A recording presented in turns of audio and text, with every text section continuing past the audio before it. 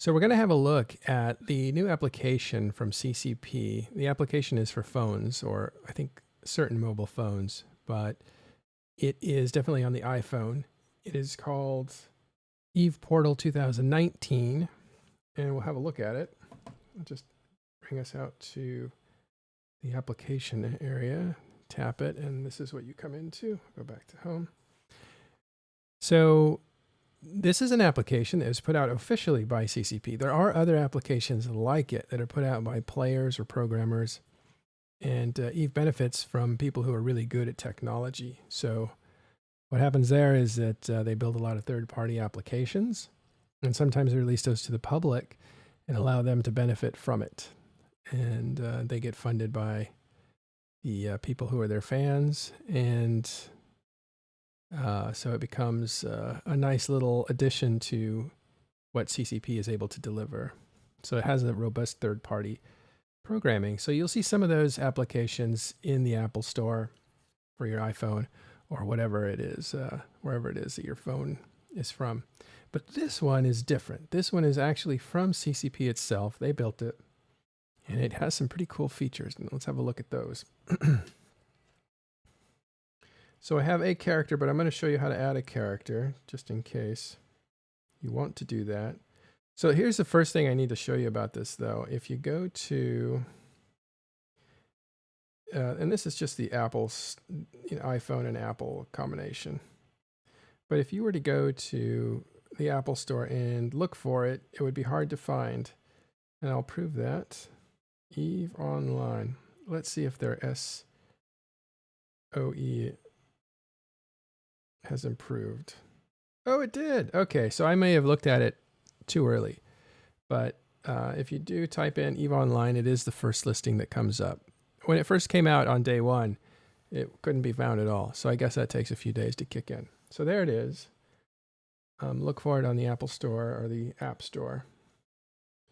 Okay, so when you open it, you're going to want to add a character so that you can look up your own information.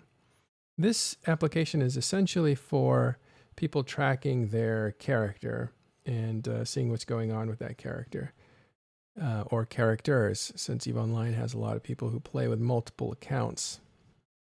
And so you would want to go over here to add character, which is the bottom right here.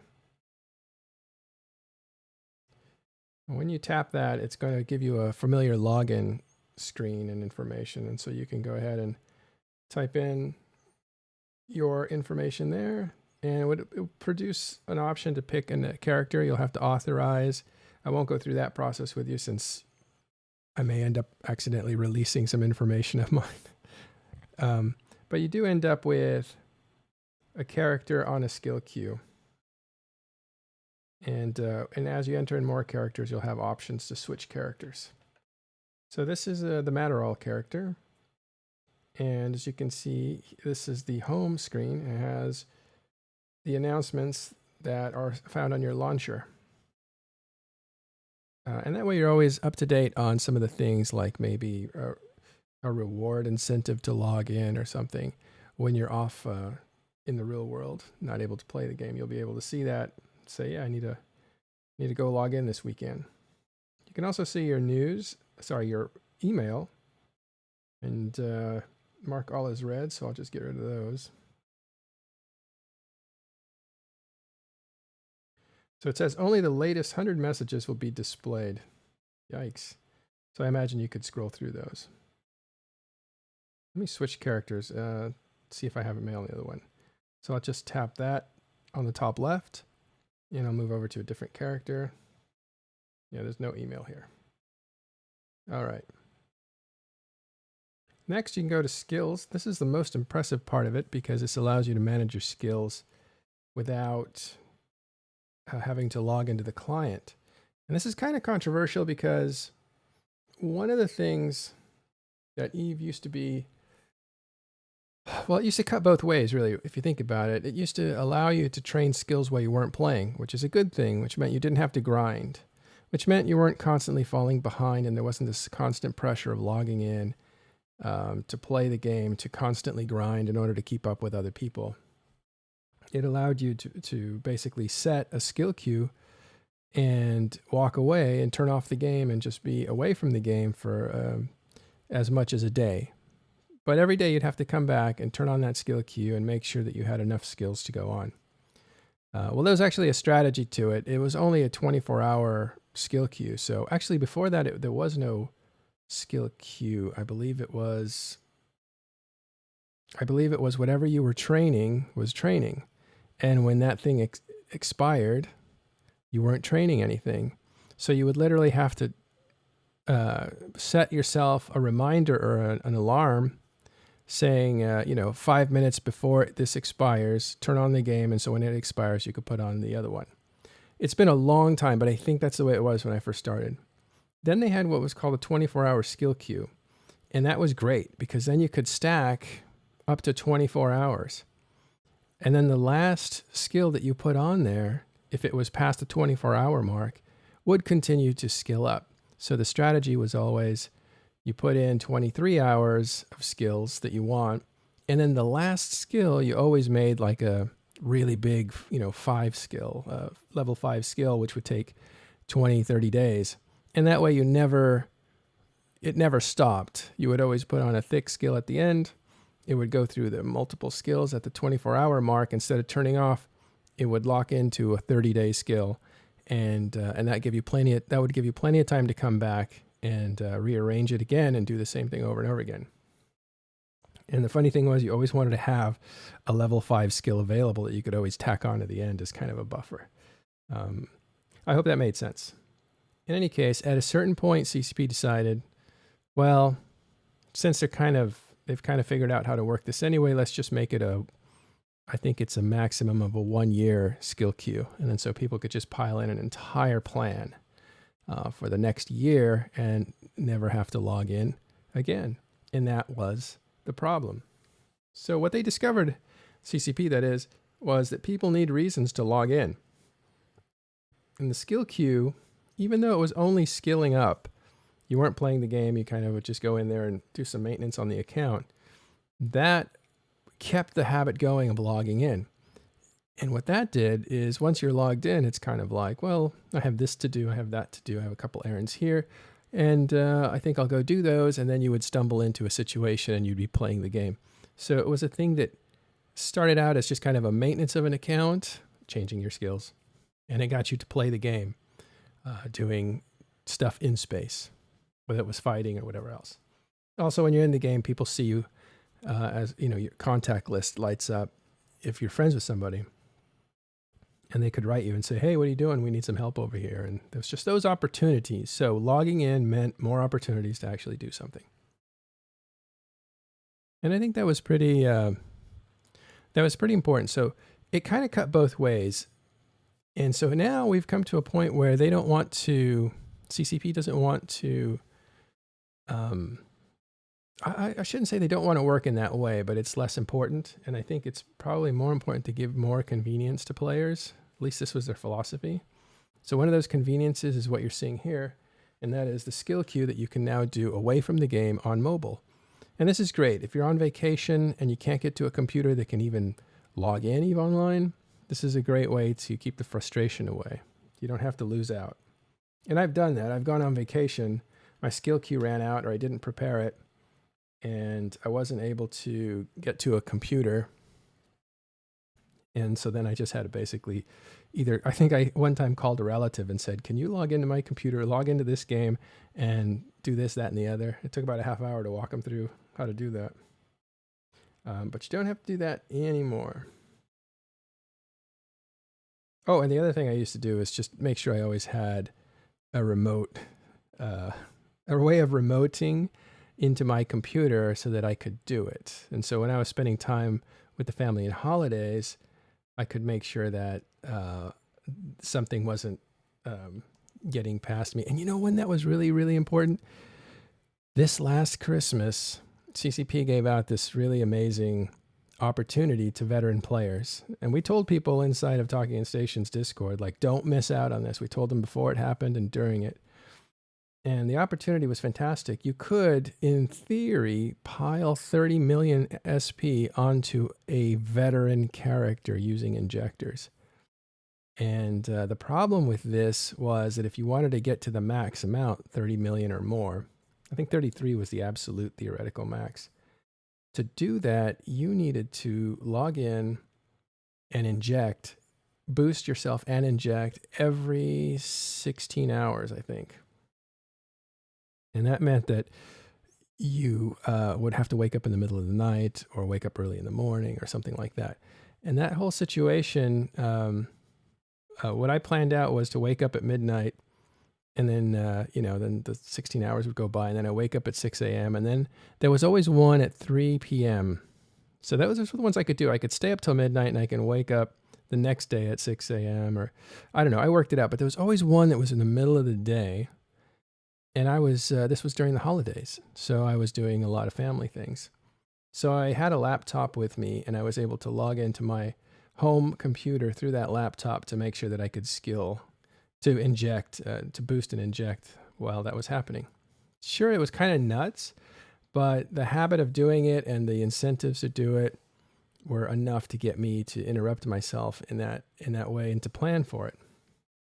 I'm not sure that would work in here, but it certainly would work in the lesser case of just making sure you had skills that were ready to go in the skill queue. So you never felt like, oh my gosh, I just logged into my character and it hasn't been skilling for 4 days. It's a terrible feeling. So here's the skill browser, and these are your skills. So you can see like where you're at with things. Wow, science. I guess that means I have 40 skills, and then, oh no, that is the skill sign. Here they are. Yeah, that's the heading. See, the blue line is the heading. It drops down all the skills that you have in that area. And you can hit this button to put that skill at the front of your skill queue, push that button to throw it at the end, or you could apply skill points to it directly from here. And that is terrific. So you can browse your skills, and from there you can adjust them on your queue. I think the ones that are on maybe, well, no, this is great. All the skills that you can possibly train are the ones that you can manipulate. The 5 skills, like the let's call it Sino skill, is already at 5. I can't train it, so it doesn't give me any options to train it, which is good. And so, yeah, that's it. So drop down menu, and inside of it, you can manage your skills, and that'll adjust them on your skill queue. Fantastic. First time I'm seeing that. Let's go to a skill. Let's see if I have skills here in gunnery.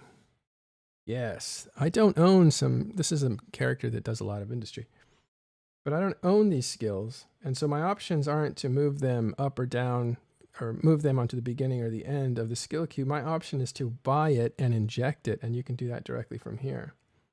And let's see what that looks like. I'll just do something that I may actually use on this character. Medium beam. Oh, I must have been doing something. Well, let's just do any of these. Small artillery, so I'll buy that. And it tells me what the price is going to be. And then I can agree to it. Oh, I'm logged in on that character. That's interesting. So if you're logged in, it doesn't allow you to do it. Very cool. So let me switch characters real quick.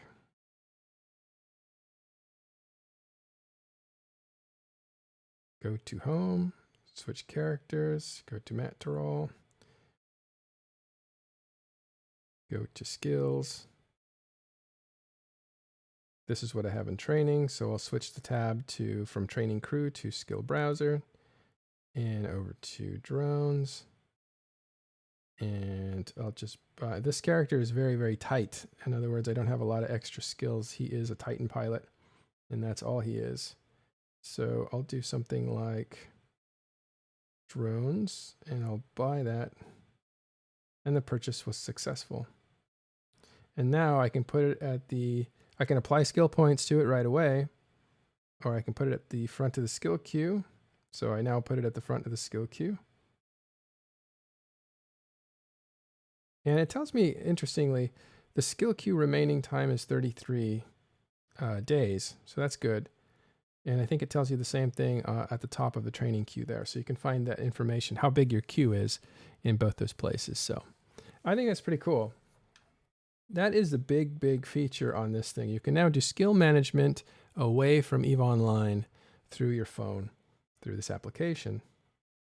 So it also gives you access to the New Eden store. I believe you can buy, it shows you how many Plex you have there on the top right. And it also shows you what skins are available, what sales are going on. And so if that is something that you like to do, it's here on the phone as well. Then it takes you to your mail. And this is nice. It's a full mailbox. You have your inbox sent, corporation emails, alliance emails. And if you swipe left or right, you can see even more. You also have news. That's probably some news group that I made inside the game. Yeah, so that's really great. It's a full, I think bringing email to your handheld for EVE Online is really, really important. There's a lot of players that don't participate outside of EVE Online. They play the game and that's all they play. And so it's really nice to be able to access the in-game mail system as opposed to the out-of-game mail system that someone might have, or finding them on Discord or any of that kind of thing. I think that's really good for the people that don't want to participate in Discords or other things like that. All right. Hi, everybody. I am Meteorol. We're going through some of the features in this new application from CCP for your iPhone and I believe your other phones as well. And it is called EVE Portal 2019. You can find it on the Apple Store by typing in EVE Online. Okay, so quick comments here from Itsu Mario. There's no other MMORPG with this kind of integration and third-party support. Yeah, we were talking about third-party support earlier and just how lucky CCP is to cater to players that are capable of programming.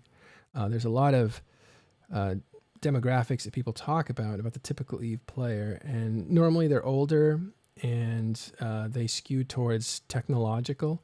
In other words, they tend to work in technology, either IT guys or programmers or that kind of thing, because the sci-fi universe it's a complicated sci-fi virtual world, and that appeals to people who like technology and technology categories. Yeah. And okay, so let's see.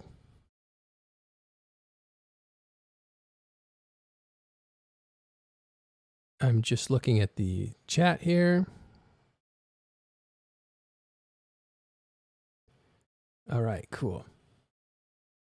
All right, so maybe other games have that, but one of the things that CCP definitely benefits from, as I said before, is a community that has loaded with very, very smart older people. The last thing is the More tab at the very bottom. These are the categories, I guess. So you have Home, you have Skills, you have Store, you have Mail, and then you have More. And with More, this is where you actually have your settings. And I guess you can complete a survey, which is nice. Give some feedback there if you want to be helpful. And this is important. You have your calendar here, and your calendar is connected to your character. And this character is not in any big alliance, so you won't see any reminders here. But your corporation can give you a calendar. It can mark dates for you in the calendar. For instance, when it's time to refuel a thing, or if you have a fleet a standing fleet that's going to be going out, that sort of stuff can be on a calendar, and that can show up right here. But no word on if you can have it alarm clock your phone, but I imagine this can tie into your alert system on your phone. The other thing is a character sheet, and the character sheet, I'm thinking, is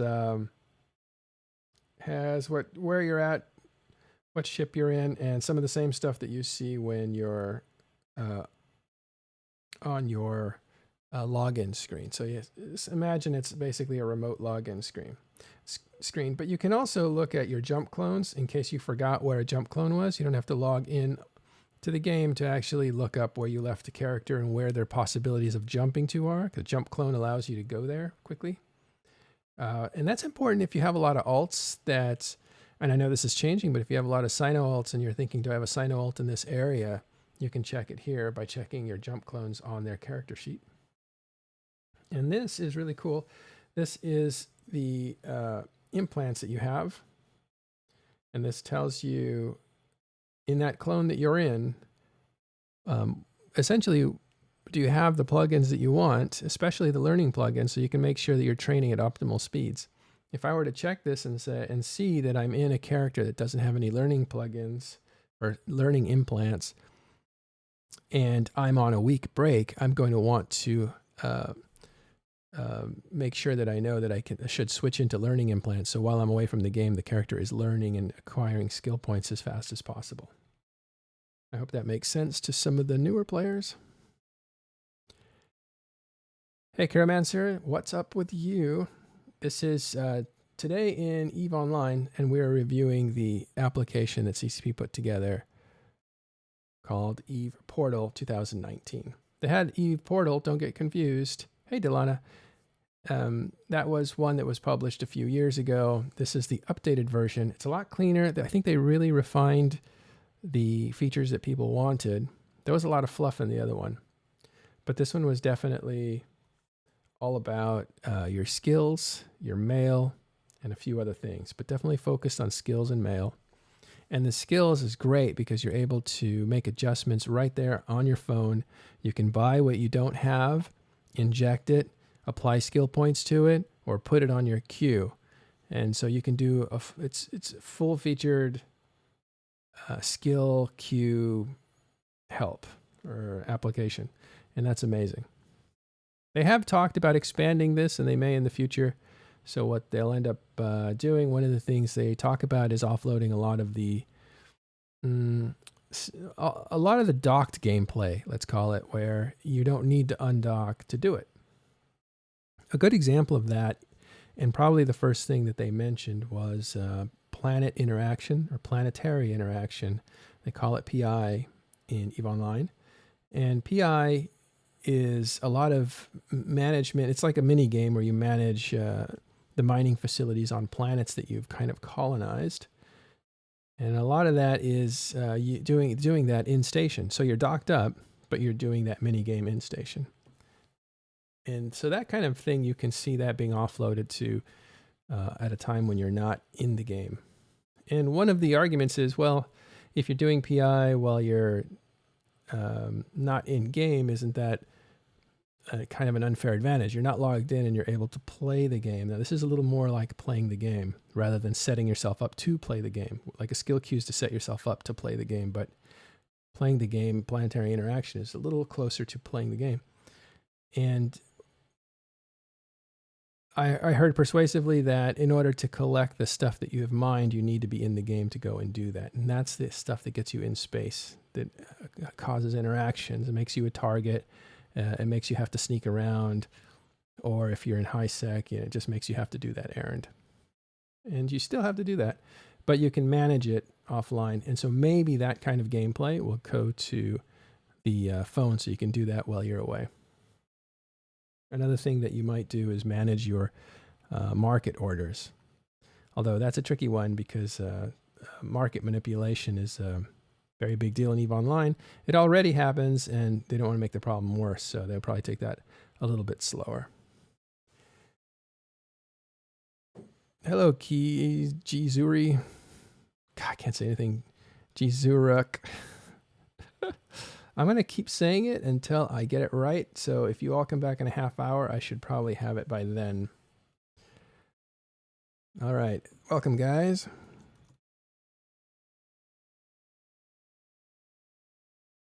Actually, I have not been good about checking if somebody jumped into this room with me. Nope, I'm alone, and that's okay. Next thing we'll do is have a look at, well, one last thing I just want to say, this is, again, CCP application. This was announced at FinFest. And you can pick it up on, if you're on an iPhone, at the App Store. Just type in EVE Online, it'll pop up. And you'll want to get it. I think it's a great little addition. I didn't use the portal very much. Occasionally I remember that it was on my phone and I check it out, but it just didn't call to me. This has a little more actual interactivity that I would like. So we'll check that out. Okay, so another thing that I was going to show you guys, there's a few things that I wanted to do.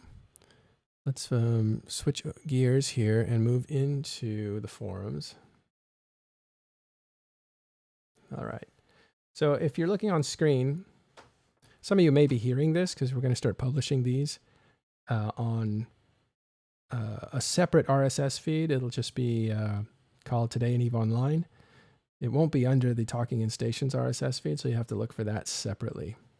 We'll get that set up by this weekend, and we'll put all the stuff that's backdated for this week on there. So for people who can't get to a screen, who certainly can't join us during the middle of their day, and for people who rather not watch things, when listening is just fine because they have commutes, that is for you guys. We want you to have as much EVE content as you can handle. This might be too much, actually, but as much as you can handle during the week to keep you company while you're moving around. Okay, we're transitioning to EVE forums. I was looking around for news, as I usually do, to see what's going on out there. And I was struck by how we get into cycles and chambers of people that are like us talking to us about the same things that we know. That's what happens a lot in EVE Online. They call it an echo chamber, where you basically confirm each other's feelings and stuff like that. And I just thought, I've always thought, how do you break out of that? It's super tough. You have to do it one grain of sand at a time until you have a beach. And it takes a lot of time, which is really where most of my time goes, just contacting people I don't know, saying hello, and encouraging them if they're doing something that I like, hey, that's a good post that you made, maybe you should do more or whatever, and trying to keep up with smaller individuals in the game rather than just the famous people. And what I liked about looking at the EVE forums was there's a ton of pedestrian stuff.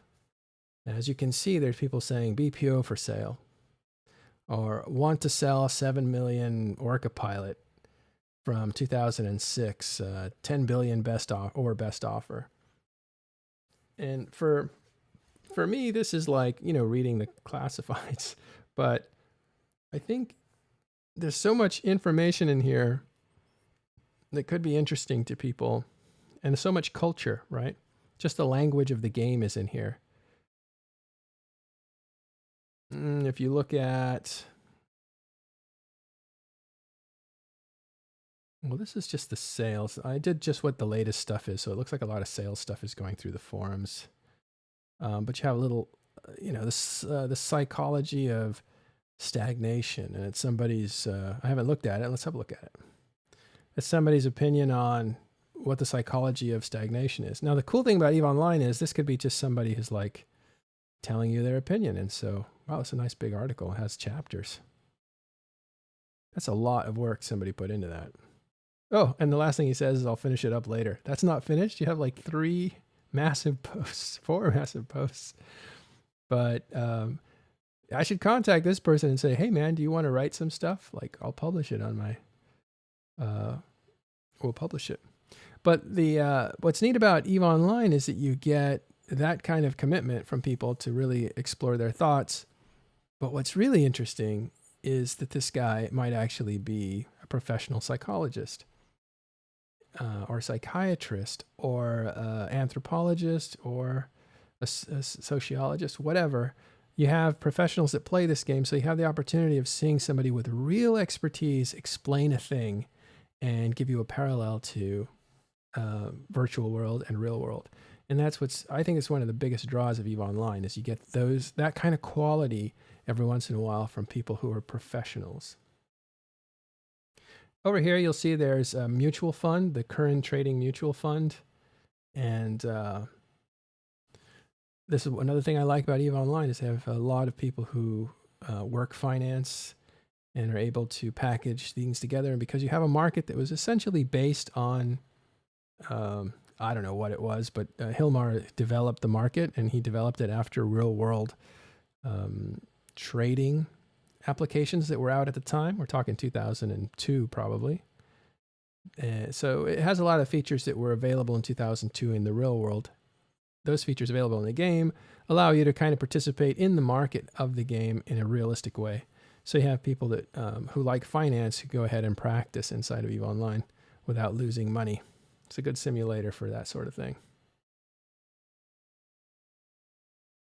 Okay, so yeah, and then you have, here's another example of third-party developers, Pyfa. This is probably an ongoing thread. Yeah, you could tell it has like 200 comments, and this is really where they would update it and say, hey, this is now updated. See, it says the latest official stable release can be found here. So all that to say, the forums are a neat little cultural mix of all kinds of different things going on, whether it be somebody's treatise on psychology of what was that? The psychology of, I just stepped on my own shoelace. Now I have to find it. I know I could skip it, but now I have to find it. It might have disappeared because I've already read it, and this is just the latest stuff. But anyway, you have somebody's treatise on a topic that is interesting. You have people trying to sell characters, people trying to sell stuff in the game. And you have a lot of recruiting that goes on here. And you also have third-party developers that are telling you their stuff has been updated. So all that's pretty cool. So that's the EVE forums. All right. Another thing I wanted to point out, this Economics Explained, I guess he is a streamer, and it looks like he talks about not EVE Online specifically, but maybe economics. Why not? It's in its title. And some real world economics stuff. But what's really neat is he did some things it looks like on EVE Online. The economy of EVE Online, the economy of EVE Online part 2, and then there's a part 3. So in part 2, he tackles the robot problem. In part 3, he tackles mega projects. And I thought, well, okay, that's cool, but how much is he going to tell me that I don't know? And there were some things that I didn't know. So this guy is not just listening to people like us, people like me, and people like that have come before me. 2.5 he actually did some research, it sounds like, or talked to some CCPers. He got some information. So I would recommend listening to these. It doesn't look like he's getting a lot of views, or maybe this one just came out, but 135 is not as much as this deserves, because he's done some graphics on it, and he's also written it out. So it's a very good piece. So check that out. Again, that is Economics Explained on YouTube.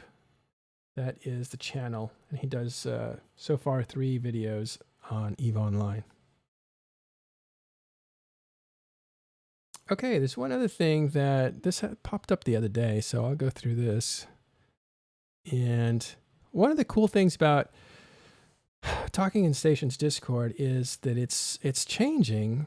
It's really weird. I don't know if that's a good thing, but it's definitely changing into a more news-driven platform.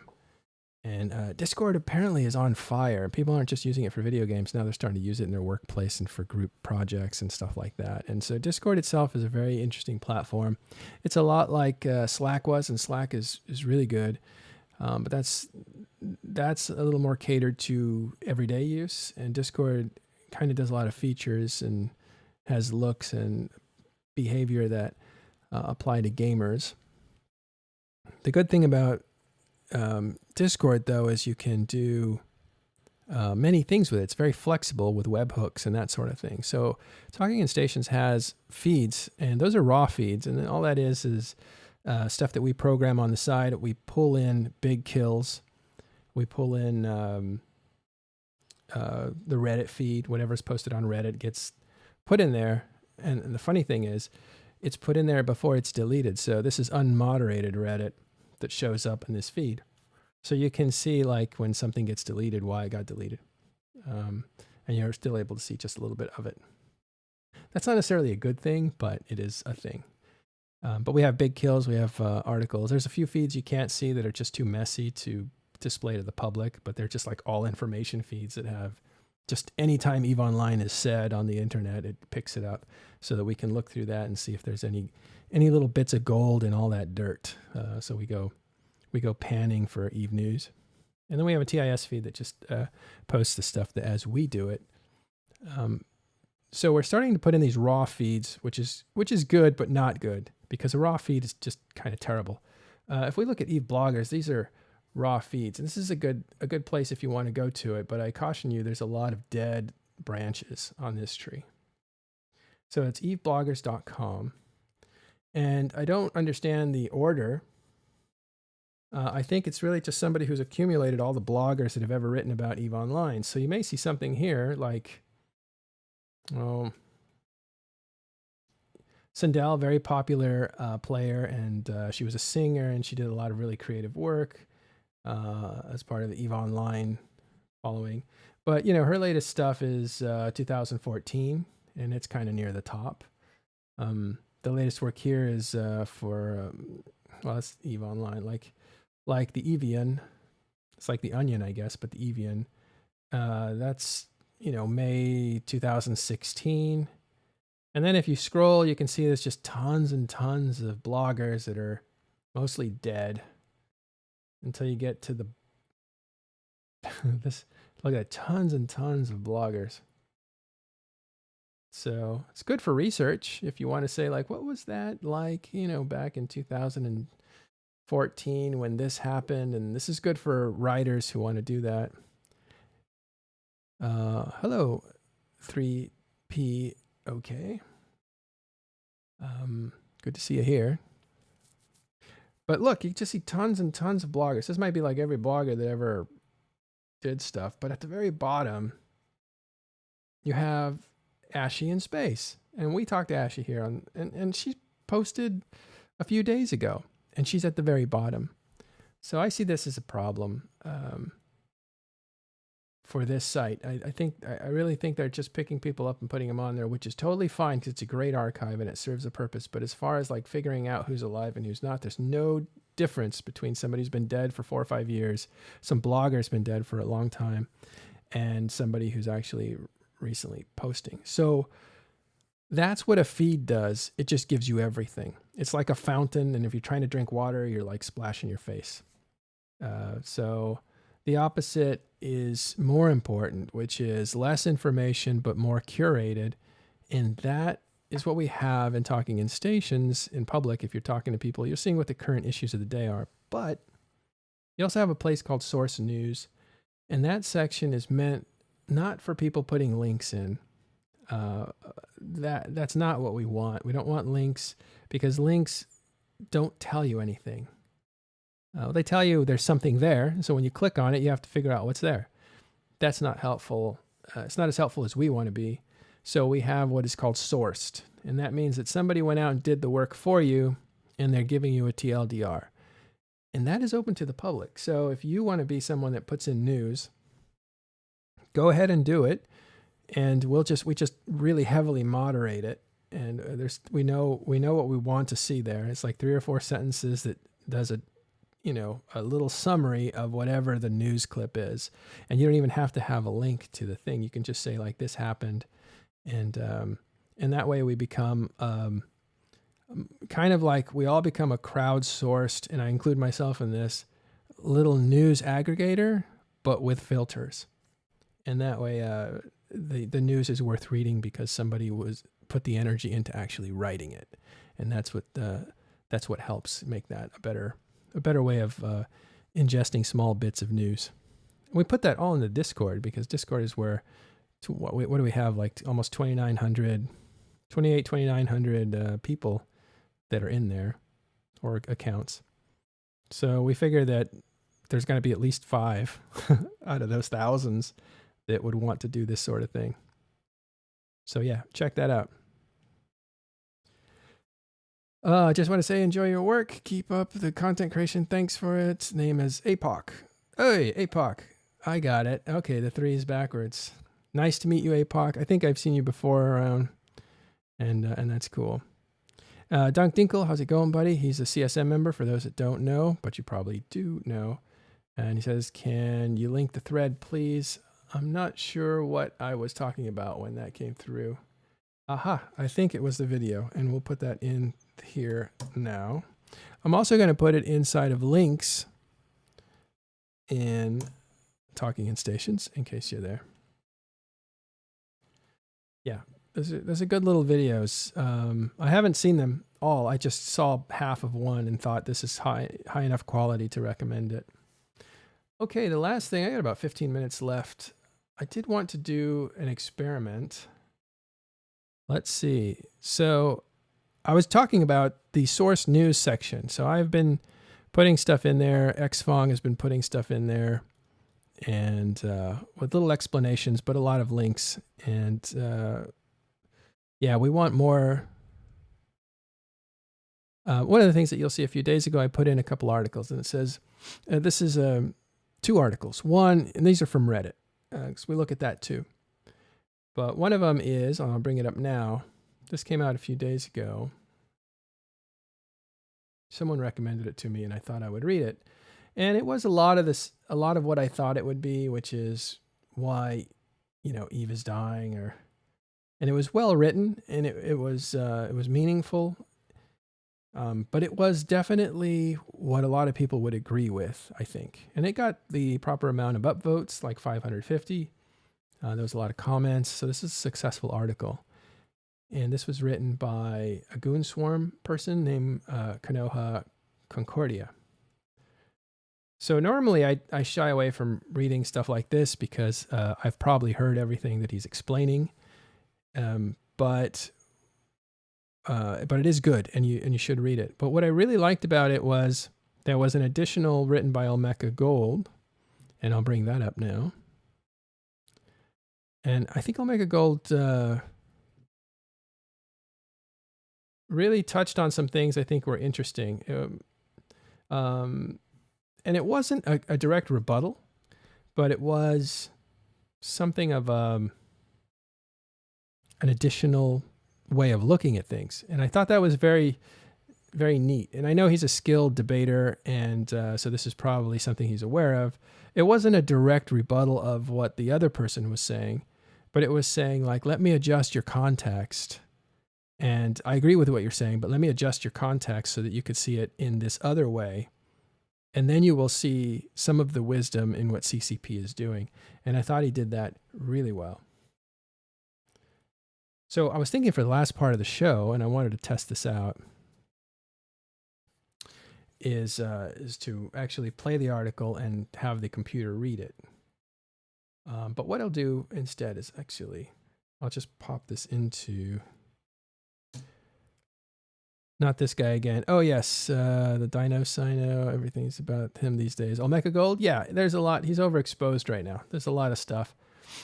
It's both good and bad, and whatever you think is whatever you think. That's totally fine. I know him differently. I know him as a CSM candidate, and I don't know much about him. I talked to him once in a personal way, and so I'm not promoting him, but I'm not demoting him either. I'm not saying that he's somebody that should just be dismissed. The piece, it speaks for itself. And you don't have to read it if you don't want to, but I do feel like you would be missing out on something that was pretty interesting. And it's only now gaining traction, which was, I thought, unfortunate, because it's one of the better written pieces that I've seen. Yeah. Well, anyway, everybody you can have your own opinion, but I wouldn't prejudge this piece. That's my recommendation. If you trust me, then trust me to read that. You might learn something that you don't already know. But I'm not endorsing Olmeca Gold as like a fountain of information or a fountain of knowledge or whatever. But this piece it stands on its own. If the name wasn't there, I would have thought the same thing. All right, guys. Shall we read it, or do you guys want to continue to go through some stuff?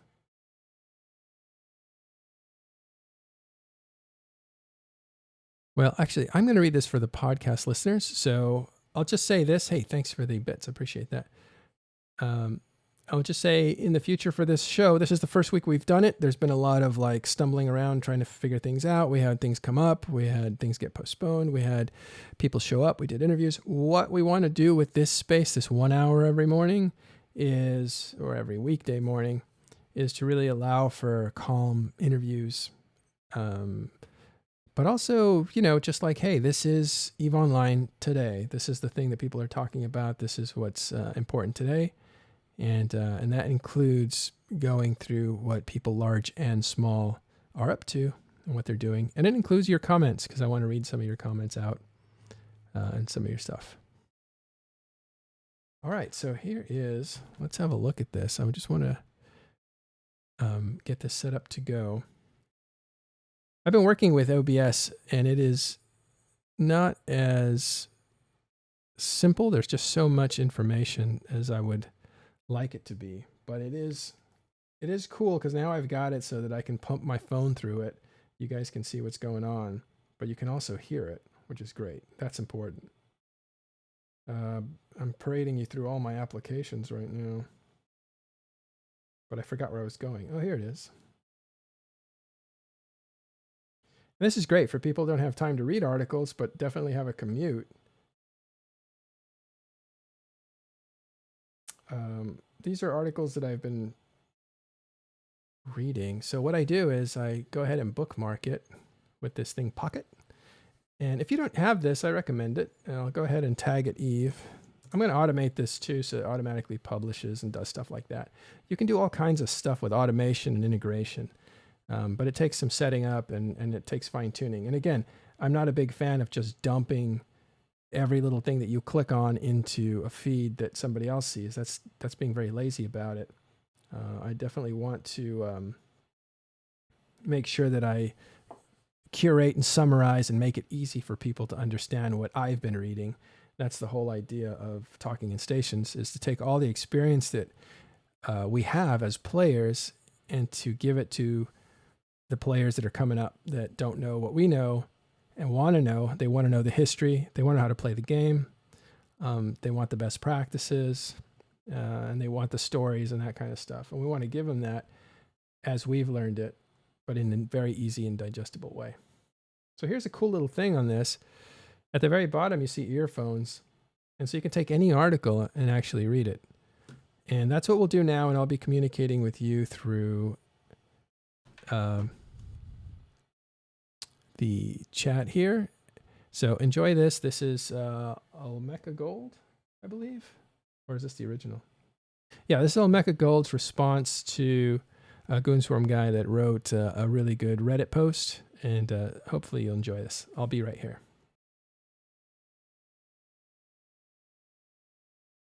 RE, The Dimming Light of the Sinnoh. No, an old Eve can still be fun. Published by Reddit, on November 30th, 2nd. Here is an article posted a day ago. I congratulate the author for one of the rare constructive attempts in putting the finger on what's going wrong with Eve. The article elaborates on highly valid data points, but it does so to support a significantly one-sided conclusion that Blackout plus Sinnoh changes are bad for the game.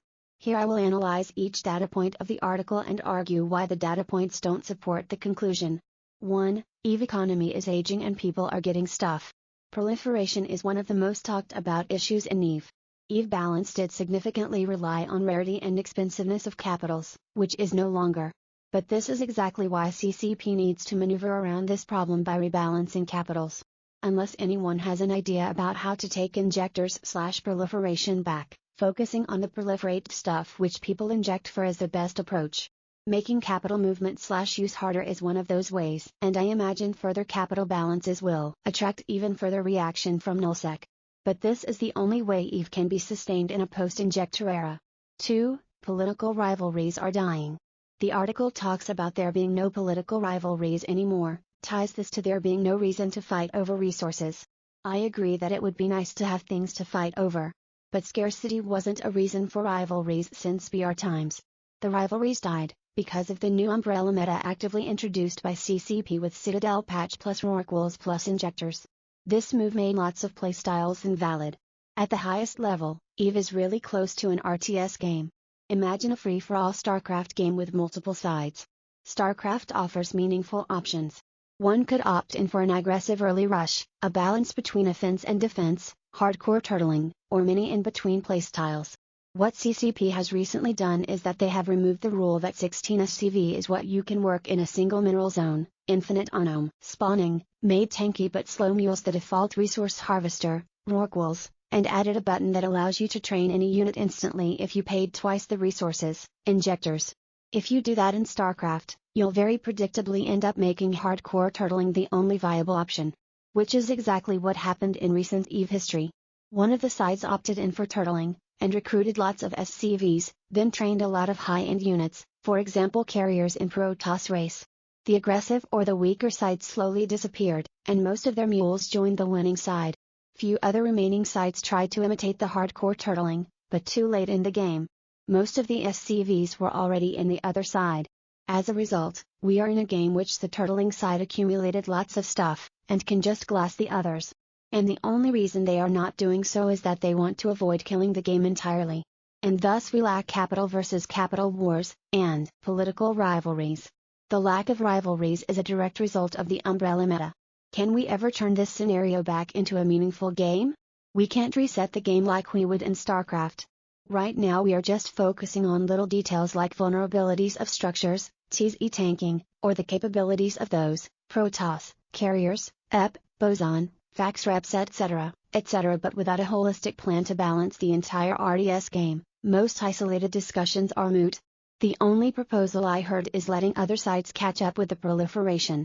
I think that proposal ignores that there are a limited number of SCVs in the game and they can choose sides, and they already chose the winning side. Even if other sides caught up, the winning side can replace stuff 5 times faster. That's not going to be a meaningful RTS. Here is how my proposal looks like. I would distribute the game to more surface area. Bring back the SCV limit per mineral area, nerf farm per region, so that forces are more evenly distributed. I would make sure the sheer force of the winning side can't be easily projected, so no changes. I would make sure there are invisible units to conduct guerrilla warfare under the umbrella, blackout. I would make sure the offending playstyles have value again, by for example enabling situations in which an alliance of 10k can entirely shut down the farming of a region of 10k, if they go full offense, without needing to bring supers/titans. Which is another reason why I value Sinnoh changes plus blackout. I would bring back some sort of passive farming emerging from map control. And I would also deal with TZ tanking and rework capitals yield more destruction, like others are proposing. Turning the game around at this point is very hard, and we'd need an entire plan that specifically looks at this RTS aspect of EVE. But Blackout and Sinnoh changes are partial attempts to nerf the turtling playstyle. They don't solve much, but they are in the right direction. They can be part of at least one good plan. Unless anybody has another good plan to turn the RTS around, it is meaningless to criticize the attempts at a change. 3-4, player base is aging. Industry is casualizing. I get the point to the argument that people might just want to freely anomaly farm for 30 minutes and log off. But the aim with Blackout/Sinnoh changes is not forcing casual people off non-commitment farming. The idea is, perhaps they shouldn't be able to do it in Titans, Supers, or 15th Rorquals, or perhaps they shouldn't do it in the space that's supposed to be risky. Because they are harming the macroeconomy and non-consensual PvP scene in the process. These changes do scale faucets back, which is consistent with the earlier aim, in point 1, of designing an EVE that can be fun inside the abundance economy. Maybe the Blackout plus Sinnoh changes implementationally misses the mark there a bit. But then we should talk about Blackout alternatives, perhaps those that require a bit more dev time. For example, I think a system which goes wormhole local or delayed local mode only when 10 plus people are present in local chat would hit the mark way better. Then we wouldn't have regions like Provi emptied. And we would have the little anti-Malcanis, pro-small guy mechanic, which people argue to be impossible. Completely trashing CCP/Hilmar or defending the status quo isn't the way to go here. Meanwhile, the PvP side of the coin is completely ignored. The entire PvP side of the discourse against Blackout and Sinnoh changes is about how they don't yield more capital versus capital slugfests. And how those are the main content drivers in EVE. You know that those slugfests are the kind of content that requires 10 hours plus commitments and days taken off from work, particularly for owners of capital ships. Do you know what kind of content doesn't require days taken off? NPSI fleets, small gangs, solo PvP. My own activity, delve whaling, excavator bushing, no matter how much it involves shuffling around 80 accounts and trying hardcore, all that is literally designed around being able to get my stuff safe and attend to my wife under 5 minutes. She just hates if I am unable to answer, which is why I don't FC anymore. These are the kinds of activities for which Blackout plus Sinnoh changes will be the most beneficial. But suddenly this side is ignored in the article, in a bait-and-switch manner. Conclusion: the author talks about real problems. But Blackout plus Sinnoh changes are actually attempting to address those issues he is pointing at. In the end, it is very probable that EVE won't survive a transition to a more sustainable game. It catered to the low-risk side of the game too much for 5 years. At this point, the game might have lost enough burst to compensate for the players leaving the game. Moreover, the sheer propaganda and organizational powers of null mega empires do not make it easier to balance the game against their interests. Even Hilmar is getting so much flack, so I am not even surprised why I am getting it. I think we should remember that at the end of the day a video game is essentially a piece of artwork. Yes, it is a money maker, but the money will flow only if the art is good. The best pieces of artwork, software, websites, etc. are made with that assumption. EVE is an extremely niche piece of art which defies the standard industry practices. But there are enough people in the world to enjoy this niche. Therefore, major design decisions should boil down to making the artwork as interesting and fun as possible. And an interesting/fun EVE doesn't involve completely casual players boson ratting with no individual/personal requirements, just because the industry is casualized. Even WoW still have mythical raids. In contrast, an interesting/fun EVE is where multiple/PvP playstyles have a legitimate place. Casualization of the late game makes EVE worse. And Blackout plus Sinnoh changes do make the artwork better. This is why, at the end of the day, I support the risk-taking CP with Blackout/Sinnoh changes.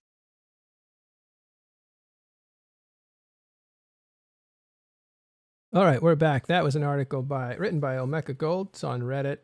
I don't know how you can find it, but it was a response to the dimming light of the Sinnoh. No, an old EVE can still be fun. Okay, so that was a response, again, to an article about EVE is dying and there's no activity. And while we were exploring that, a Vanquisher is destroyed in Detroit, which is a fraternity space, and I believe it was destroyed by Test and Brave, Legacy Coalition, together. This is the second one that he's lost. I've put it inside the kill mail. I've put it inside chat so you can look it up. And it looks like that fight is probably winding down, but it was a big fight and things were going crazy. A Vanquisher is, for those that don't know, it is a very special version of a Titan, and Titan is a very aspirational class ship. It's a ship that you train for a year to be able to fly, and those, when they first came out, were worth 150 billion ISK, which is a long, long haul if you're trying to earn the money for that. Some people who decided that they just wanted to buy a Titan would have to spend more than $500 to buy that ship. And those Titans are now all over the place, and many, many people have Titans. So this new faction Titan, the Vanquisher, is a very, very special and rare version of a Titan. And this guy has lost his second one, unfortunately. That must hurt pretty bad. Because these things are still worth, I think when they first came out, they were worth 400 billion ISK. So that would probably be, I guess there's no way to compare. I was going to, double or triple or quadruple the money that, $500, so $2,000 that people would pay for this ship, but it doesn't really equate anymore because ISK has lost its exchange rate with real money. It's changed. So I don't know how much a Vanquisher costs in real terms, but it is an expensive ship. It's a rare ship. And for one person to lose one is devastating, and to lose two, it must be equally devastating. So yeah. So that's a Vanquisher, and it was, let's bring up that kill mail actually. We'll bring it up. So this is the Vanquisher. It was lost by Trino B. Ribbons, and he is from the Therapists. So we want to know where the Therapists are from, so I'll go ahead and right-click into a new window. And this takes me to, it looks like, why did that happen? Let's do that again. Jeepers. Get rid of that. I don't use ad block so that I can support these guys if that's why you're asking. So the Z kill board, I don't use ad blocks, and here's the Z kill board. It is from, it looks like a member of the Alliance is the Therapist. That's Cure. Oh, the Cure Alliance, I believe, was a group that came out of not Wicked Creek, but the hunting grounds. Let me have a look. Fountain Core, is that where they came out of? The Cure? I didn't think so. Unless I'm reading that wrong, somebody's telling me something, answering a different question. I'm picking up on it. The Cure, I thought, came out of, Wicked Creek. They were fighting Ebola, and that's why they were called the Cure. But I'm not sure. In any case, they're part of Fraternity. And so that group, or the Winter Coalition, actually, they're part of the Winter Coalition, not part of Fraternity. And so that guy lost a Vanquisher. Oof, big loss. Let's see how much this... Yeah, so when they first came out, they were 400 billion alone, without anything on it. And now they're down to, if we just look at the hull cost... Where is the whole cost? 252. So they were 400 billion. Now they're down to 250 billion. But in addition to the hull, which is just the ship, he's fitted up some really nice purple and blues. Those are special modules that are rare. They cost more than usual, a lot more. And he's got a ton of that stuff on here. So this thing was really decked out. And let's have a look at how much those modules go for. Total destroyed is 330 billion. 250 of that is the Vanquisher. So it's about 80 billion in modules put on this ship. That's a lot. Even for a Titan, that's a lot. It's kind of funny. Right now, the Titans have become so cheap, relatively speaking, that there's this whole genre of just T1 Titans. In other words, they're no longer special ships because they're easy to buy, because they've dropped down from, remember, they started at 150 billion. They're now down to 40. And so people don't dress them up with all the super expensive fittings that they used to. Now, instead, they just use T2 stuff, and they don't spend a lot of money on it. So when you would have spent 80 billion like this guy did on modules to fit your ship, now you maybe only spend 5 to 10. And that keeps your costs low. And yet you take all the savings and you buy a second Titan and you fit it the same way. So instead of one Titan with a huge amount of fittings, you have two with really just kind of basic fittings. Since the ship itself is really what is powerful about it. So let's have a look here as people are talking. Thanks again, Dunk Dinkle, for helping out with some information, letting us know that was going on. Again, a Vanquisher is killed in Detroit in K7S TAC FF. That is, space belongs to Winter Coalition. Yeah. Yeah, so the amount, I mean, there used to be, owning a Titan distinguished you as somebody who had accumulated a lot of wealth. Now, either you, nobody knows how you accumulated your wealth because there's various ways to do it in EVE Online, but it definitely meant that you set yourself apart in what you could afford to lose. And that's been harder to do lately because a lot of people are able to generate ISK in a really efficient way.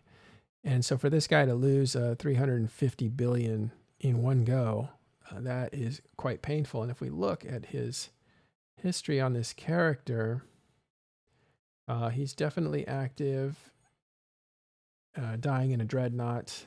He definitely died today in a Vanquisher, which is super expensive. I think this is his second Vanquisher, and I don't know how far we'd have to go look for his activity to find out. I wish we could sort it by cost, and then we would know. Yeah, okay. So I can't confirm it's a second one, but I think it is. Sort by losses, thank you. Oof, that helps. Oh, that helps so much, but not enough. I don't know if I can find a second Vanquisher. Oh, is that it right there? Yes, it is. So that one was worth 320 billion. So that was August 4th. That's in 1 month. He has lost 670 billion in 2 instances. So those were his big ships. You know what? Congratulations to that guy for putting that kind of money on the line. That is pretty amazing. So here was his last one. I don't know if you could see it. Oops, that was his last one. And then today, unfortunately, he lost a second one. This one. Sorry about that, but good on you for risking that kind of ISK. You're definitely putting your gameplay at a higher level and heightened level. So yeah, so that's 700 billion in ship destruction. Fantastic. That is fantastic. The most important thing about EVE Online is not leaving the game with all your assets. It's marking your name in history. And this is not necessarily the best way to do it. You don't want to be known as a guy that lost expensive stuff. But at the end of the day, people will remember his name. And that's a lot more than can be said for the majority of players in EVE Online.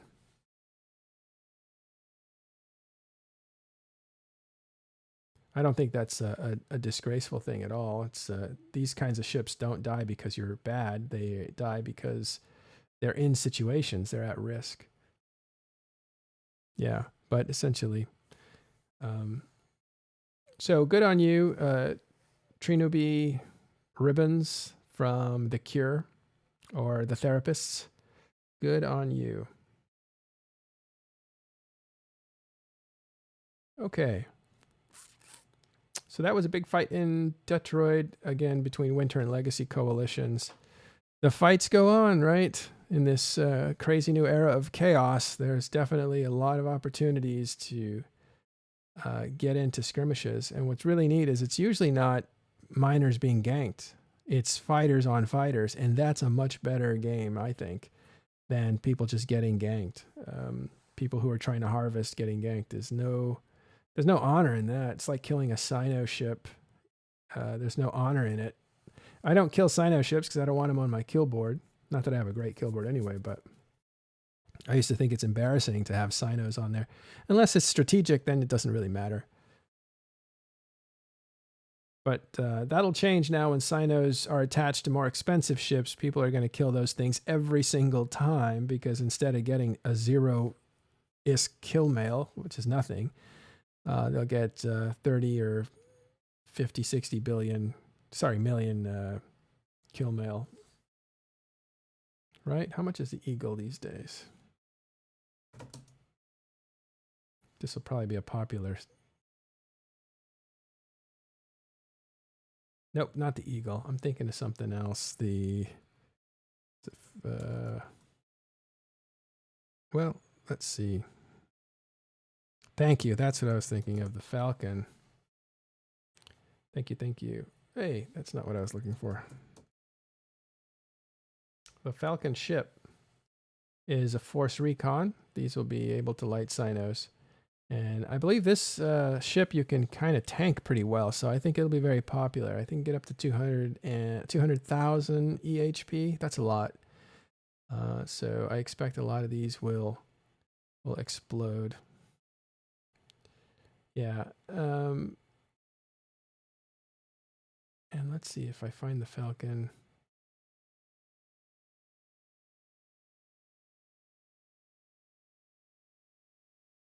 Boy, I have not looked. So losses. There we go. That's what I was looking for. Losses. Yeah. So these things, they're going to blow up, and they go for like 280 million ISK, and that's not insignificant. So when you see a Sino, I think in the future, after these changes come in just about 2 or 3 weeks, you're going to see people destroying Sinos 100% of the time because they're going to want 280 million on their kill mails. So, oh, interesting. Just reading this from Centron TV. The guy that lost 2 Vanquishers, he is also one that lost 220 billion Tiamat as well. And that is a special ship. Oh, this was a Force Recon. Very interesting. Whoever this guy is, we got to talk to him. He's amazing in that he's putting a lot of money on the line. This guy is not he's not buying very expensive ships and hiding them. He's actually out there with them, and that is amazing. The Tiamat, I think, was it's a special ship. I believe it's a Vedmark cruiser class Triglavian. It's experimental, and I believe these were given out. Yes, they were given out. The blueprints were given out to Capsuleers from Alliance Tournament 16. So that is a special ship that was given out as an AT prize.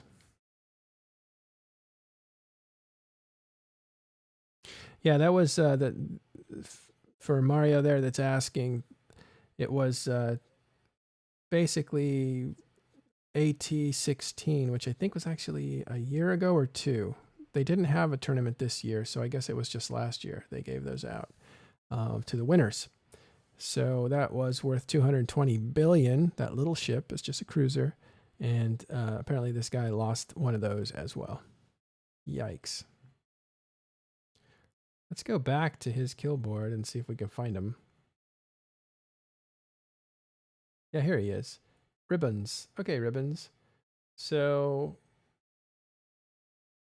yeah, if you can see here under lost, he's lost 973, almost 973 billion, which puts him very close to losing 1 trillion in ships. At the same time, he's destroyed about half that. So that's pretty good too. If you take away his 3 major losses, he's destroyed a ton. But he's also put a ton on the line, put a ton of expensive stuff on the line. So that is pretty good. He's actually 25th on kill boards as far as losing. And I hate to put it that way because that doesn't really convey the reality, but that is high on the list. I've never seen anybody that high.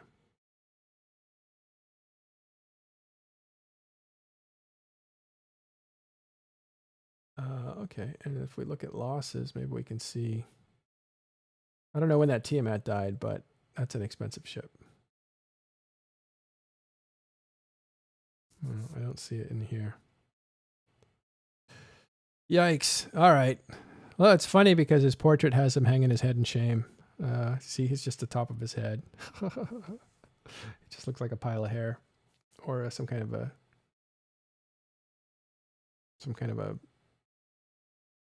I don't know, heavenly body in space cloud. All right. Yeah, so he was gating while there was a huge Entosis battle raging 5 jumps away. So that's part of the story there. And that is a little bit reckless or daring, depending on how you look at it. But to use a Vanquisher to gate in the first place is you're putting yourself at risk every time you jump to a gate because you can be caught on those gates. And if you're doing it alone, that is just just crazy, unless you have backup that can help you instantly. And to do it while there's activity 5 jumps away, you're going to have scouts that are in the area, and so you are more likely to get spotted. If there's a fight going on, there's a chance that people have ships that are scouting the lanes that bring people to that fight, so they can predict how the escalation is happening. And those same guys that are looking out for reinforcements of their enemy can spot your expensive ship that's gating. So if that's true, that was a semi-reckless thing to do. But it looks like he lives that way. I don't think this is like something he saved up for many, many, many years and has it in his hangar and just, they call that hangar. I won't say it, but there's people who just kind of buy ships to have them in their hangar, sometimes show their friends, that sort of thing, take pictures of it. But this guy's out there using it and using it like recklessly. So check that out. Good for him. All right, guys, thanks for coming. I am going to wrap up, and I'm actually tired of hearing my own voice, if you can believe it. But I thank you for giving me information here in stream. Thanks, Dunk, for that last-minute tip on the Vanquisher that just got killed. It's good to cover that right away when it happened. And I want to thank all you guys for coming and hanging out for an hour while we talked about what was going on in EVE Online. So remember, check out that EVE Portal applications, EVE Portal 2019. You can get it not buy it, but you can get it for free in the Apple Store and do your skill queuing there. And check out the forums. You can see the ecology of players and the things that they're up to. If you hit the forums and you hit the latest, it'll show you all the posts that were posted since you were last visited, and you can see just how diverse the gameplay is and what people are doing. I love that. It's really, really interesting, I think, as you get older in the game to look back and see the different things that people are doing, all the little things that people are doing and how diverse they are and how they have their own language on how they're selling things and what they propose and what feedback they're giving. All that kind of stuff is very interesting. And as always, check out Talking in Stations programs and hang out with us at TIS Discord. You can find it all at talkinginstations.com. Stay with me a sec while I check out who to raid. This is a thing that Twitch has done in the last year. It's specific to Twitch, and it allows people to kind of take the crowd that was watching them and hand it over to a different group. So I'll try to find you a good home. I don't necessarily pick the people who have a lot of stuff going on or have a lot of people already. I like to give it to people that these guys might find it, that you might find interesting. And so I think Pando's on, so I'll go ahead and Pando's an FC for the initiative. He's a great FC. He was actually our player of the year last year, and he is terrific. Good guy. Let's go back and raid him in just a second, so stick with me. Just won't hurt. You don't have to do anything. We will just dump you in. He's actually looking at a battle. He may actually be on the field where that Vanquisher went down. I'm not sure, but he's definitely doing some FCing right now. So you'll want to check this out. This is pretty cool. Have a good day, everyone. Appreciate you. We'll see you next Sunday. Oh, actually, no, tomorrow.